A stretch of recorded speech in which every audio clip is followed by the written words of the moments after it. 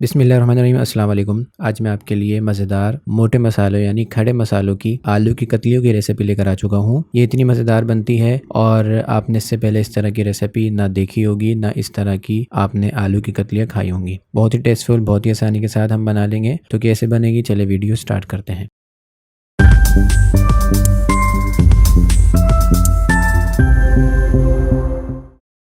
मज़ेदार सी मोटे मसालों की यानी कुटे हुए मसालों की चटपटी सी आलू की कतलियाँ बनाने के लिए मैंने यहाँ पर एक बड़ा फ्राई पैन ले लिया। नॉन स्टिक आप कढ़ाई यूज़ करेंगे इस रेसिपी को बनाने के लिए। अगर आप नॉन स्टिक नहीं यूज़ करेंगे तो आपकी आलू की कतलियाँ जल जाएंगी। तो मैंने यहाँ पर एक नॉन स्टिक बड़ा फ्राई पैन ले लिया, उसमें थोड़ा बहुत ऑयल ऐड कर दिया और उसके बाद मैंने यहाँ पर 2 से 3 चुटकी साबुत ज़ीरा और 2 से 3 चुटकी दरदरा कुटा हुआ साबुत हरा धनिया, साथ ही मैंने यहाँ पर 10 से 12 अदद सूखे हुए कड़ी पत्ते और 4 से 5 साबुत लाल मिर्च, इसको मिक्स करें और आपने इसको तकरीबन 10 से 20 सेकंड भून लेना है।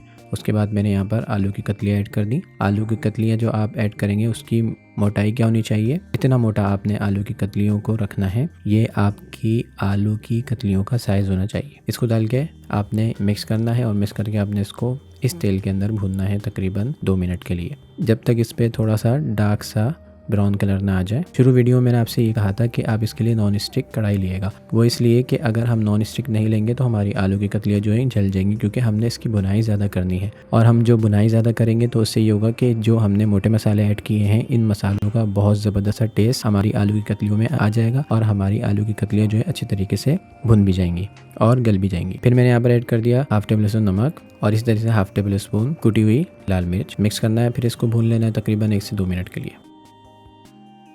1 से 2 मिनट भुनते हुए हो चुके हैं और फिर आपने क्या करना है, यहाँ पर मैंने 4 से 5 हरी मिर्चें थी जिनको चॉप कर लिया था बिल्कुल बारीक, वो भी ऐड कर दिया और साथ ही मैं इस पर ऐड करूँ गरम मसाला हाफ टेबल स्पून। फिर आपने मिक्स करना है और 1 से 2 मिनट इसको फ्राई कर लेना है।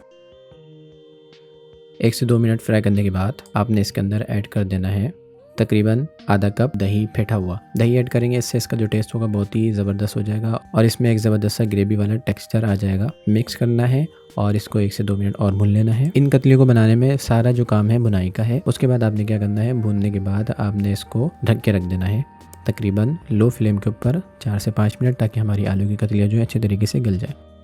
4 से 5 मिनट हो चुके हैं, हमारी आलू की कतलियाँ बहुत ज़बरदस्त सी गल चुकी हैं। अब आपने क्या करना है, यहाँ पर आखिर में आकर सबसे लास्ट में 1 टेबल स्पून इसमें आपने सिरका ऐड कर देना है। सिरका ऐड करने से ये होगा कि इसका जो टेस्ट होगा बहुत ही ज़बरदस्त सा हो जाएगा और खट्टा मीठा और चटपटे की तरफ इसका टेस्ट चला जाएगा। क्योंकि स्पाइसी तो हमने चटपटी बनाई है लेकिन खट्टा मीठा भी हम टेस्ट इसमें देना चाहते हैं, तो हमने क्या किया है, सिरका ऐड कर दिया। अगर आपके पास सिरका ना हो तो आप लीमू का रस भी 1 टेबल स्पून ऐड कर सकते हैं। मिक्स करने के बाद आपने इसको सिर्फ और सिर्फ 1 मिनट और भून लेना है।